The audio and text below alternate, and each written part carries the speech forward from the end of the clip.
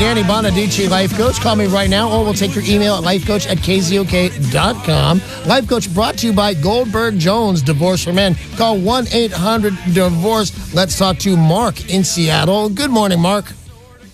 Good morning. How are you? Pretty good. What can I do for you?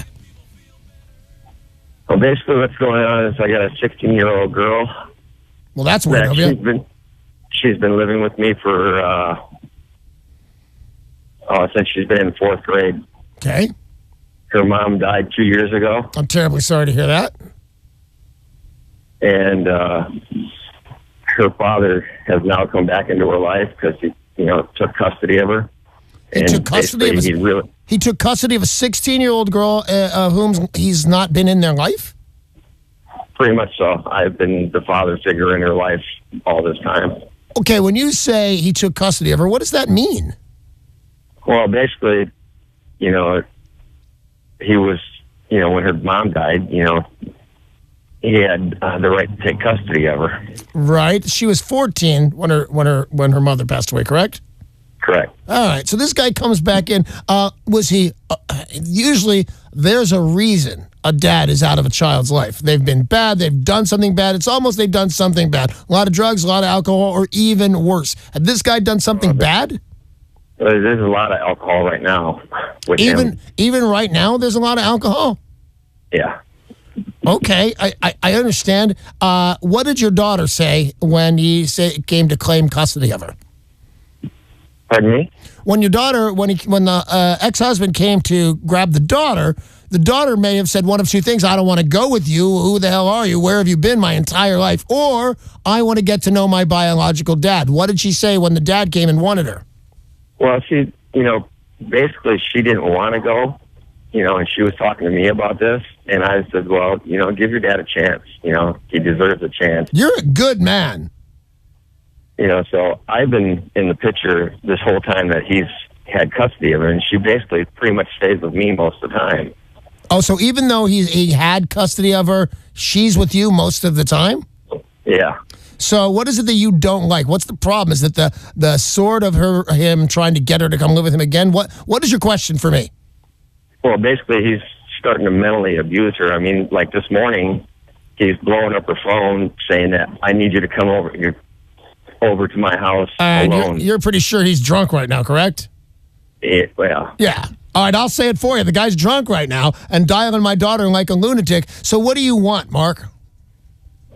Well, I just want to know if we're doing the right steps, because we called CPS yesterday, and we're supposed to be getting a phone call back, and I was just wondering if there's anything else that we can do. Yeah, there is. Adopt her. Well, that's what I've been, trying to do. Legally adopt her. She's 16. The court's going to go whatever way she says. You got a great track record. He doesn't have a great track record. You will get custody of the child.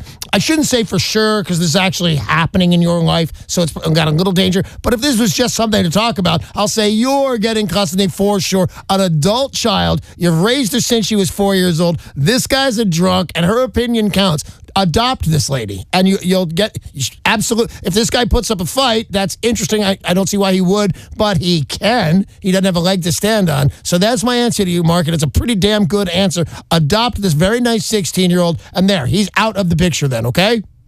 Yep. All right, man. Thank you very much for the phone call, and it's going to work out. If you take my advice on this one, he's going to go, oh, man, I didn't see that one coming, because he essentially doesn't have a daughter anymore. You do, and you deserve one, and you're a really super guy, and I like you. Thanks, Mark. 800-252-1025. Call if you've got a question for Danny Bonaduce, Life Coach. He can help you with any kind of problem you have. And remember, call yourself Becky or Steve. If you'd rather us not know your name, that's fine. You can also email lifecoach@KZOK.com. Katie in Tacoma sent an email. I've been dating a guy for about 3 months. I've been very careful to keep myself presentable around him. Always made up, dressed nicely, legs shaved, even bikini waxed. Last weekend, for the first time, he saw me without makeup, dressed in sweats. He made a comment. Not necessarily a mean one, but it made me feel self-conscious. We're at a point where I feel like I'm starting to think it would be okay to let my guard down, but his comment has me feeling otherwise.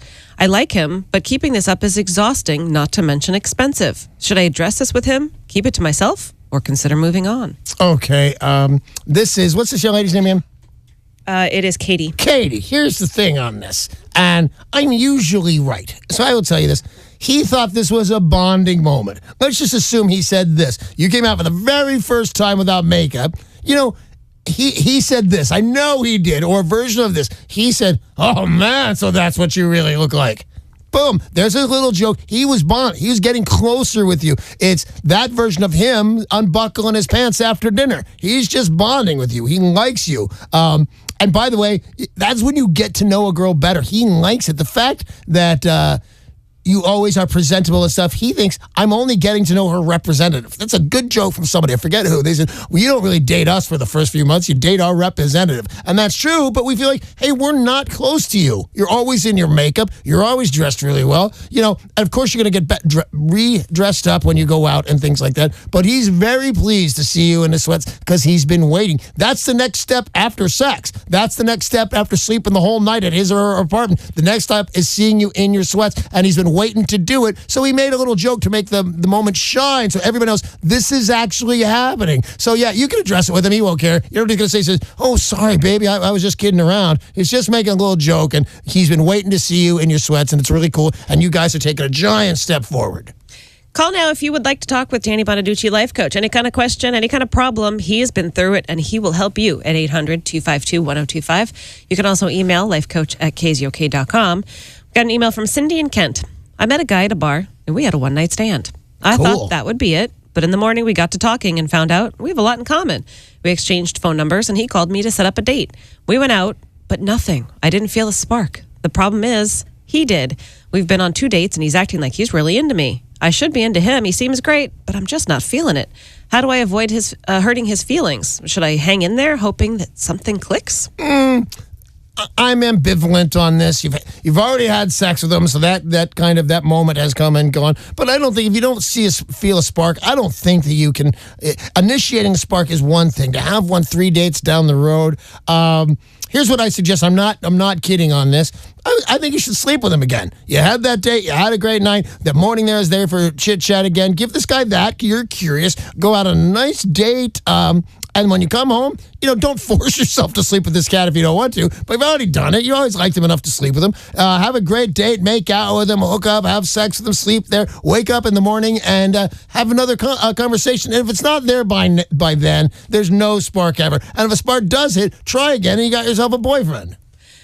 800-252-1025. We still have a few minutes if you'd like to talk to Danny Bonaduce, life coach. You can email lifecoach@kzok.com.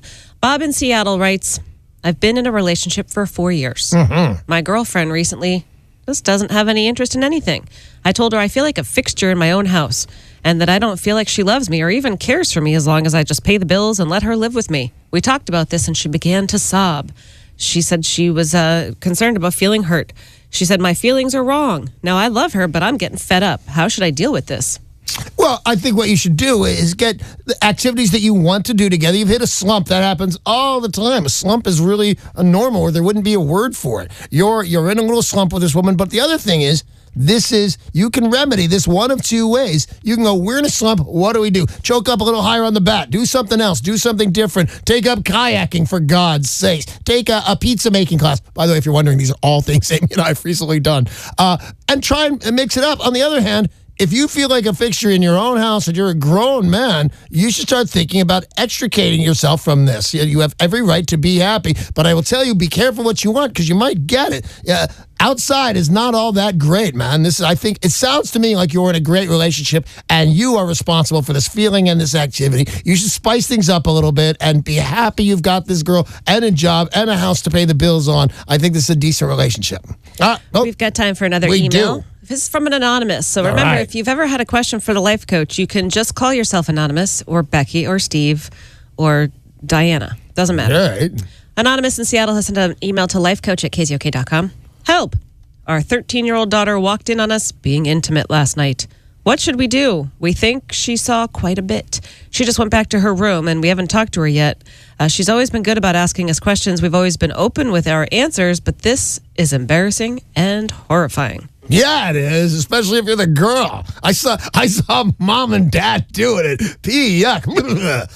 If you're watching Danny TV right now, you can see we are all aghast in this room. Here's the thing.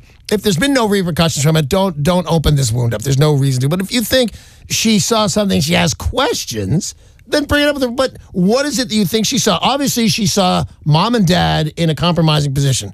But it's not like she doesn't know that. She's 13. The days of a 13-year-old not knowing anything are long, long, long over. I would get the vibe on the house. And if you think there's something to say it. It's your house. And here's the thing on this. You're almost always right. Remember that expression, where there's smoke, there's fire? What that means, you have actually no evidence of a fire.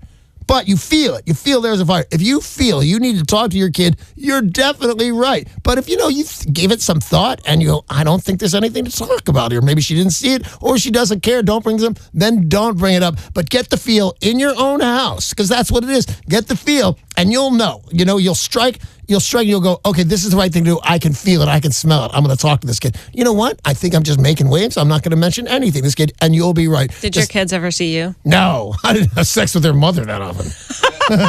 Hey, that's all the time we have for Danny Bonaduce, Life Coach. By the way, Life Coach brought to you by Goldberg Jones, Divorce for Men. Call 1-800-DIVORCE.